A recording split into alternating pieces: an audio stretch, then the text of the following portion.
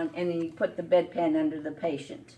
Then what you do is you take once you make sure that the bedpan is in place, you take your gloves off, you raise the head of the bed for the patient because you don't want to touch something like the remote or anything with the gloves that touch the bedpan. Right. Then you give them toilet tissue and wipes, and then a call bell.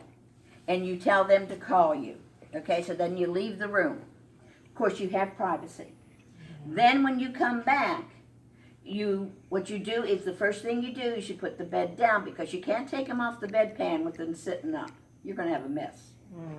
So then you put their head down. Then you put gloves on. You have them roll over. Then usually they clean themselves in that with the toilet tissue and the hand wipes. If they don't, then you would clean them up. Then you take the bedpan out from under them. You take it to, you keep them covered. Then you go and empty your bedpan and put it, rinse it out and everything, and put it in its dirty utility room. You come in and then you take the gloves off. I think I'm in the right order. And then you prettify up your patients. You straighten them up.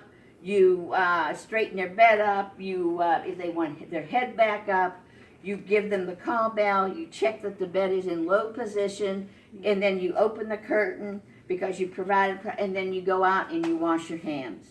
You always wash your hands before you go into the patient's room, and you always wash your hands when you leave the patient's room. Shouldn't they wash the patient's hands?